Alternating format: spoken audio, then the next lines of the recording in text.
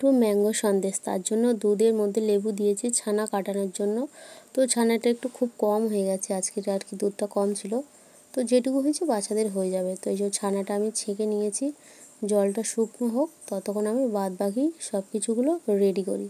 তো আম কেটে নেব, একটু পাকা আম খানিকটা কেটে নেব, এই যে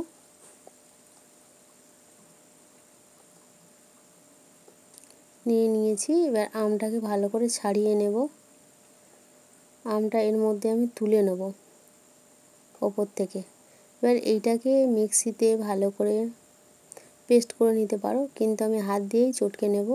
এইটুকু আম নিয়ে আমি মিক্সিতে কোথায় একে আমি করতে যাব, সেই জন্য আমি হাত দিয়েই ভালো করে এটাকে চটকে নেব। ভালো করে মেখে নিলেই হয়ে যাবে। এইভাবে ভালো করে আমটাকে একদম মিহি করে নেব।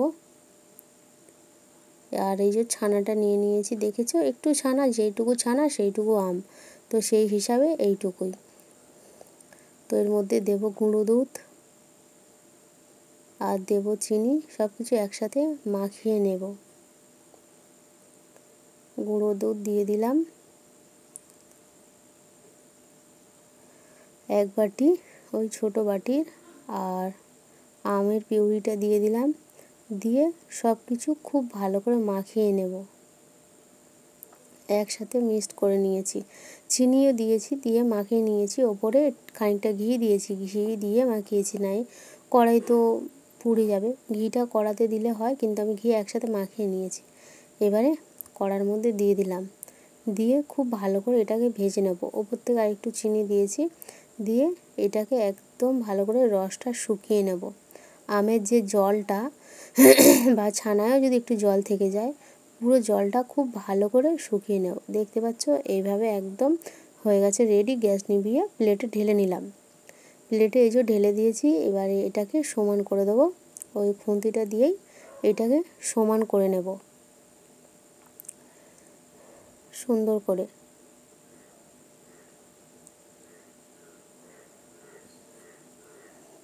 নিয়ে এবার একটা একটা করে স্টেপ করে নেব।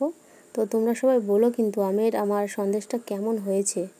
যে কোনো জিনিস গ্যাসের পাশে, বিশেষ করে ফোন নিয়ে রান্না করতে ভীষণ ভয় লাগে, খুবই রিস্ক, কিন্তু তবুও আমি করি, আর কি করব বলো। তো এই যে সমান করে দিলাম, এটাকে সুন্দর করে এইভাবে এবার চাকু দিয়ে এটা একটু শেপ করে নেব এইভাবে, কিন্তু এখন তুলবো না, জাস্ট এইভাবে মানে মেপে কেটে নিলাম হালকা করে। ওপর থেকে কাজু দিয়ে দেবো একটা করে, আর এলাচের দানা দেবো একটা করে, মানে ডেকোরেশনের জন্য, যাতে একটু সুন্দর লাগে সেই কারণে। তো কাজুগুলো এইভাবে সাজিয়ে দিলাম, আর ওপর থেকে দিয়ে দিলাম এলাচের দানা।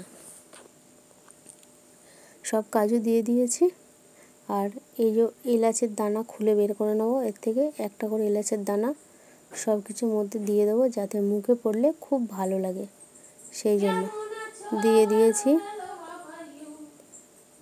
সব এলাচের দানা একটা একটা করে সব সন্দেশের মধ্যে দিয়ে সুন্দর করে।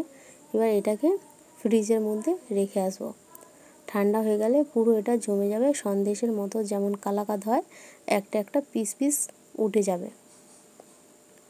দেখেছো এইভাবে করে নিয়েছি, হয়ে গেছে রেডি। বলো কেমন হয়ে।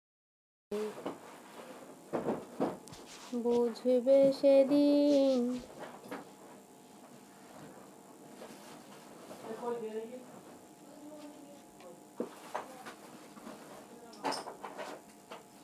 দারুণ হয়েছে, কিন্তু এটা একটু আরেকটু আর কি জমতো, আর একটু জমতো।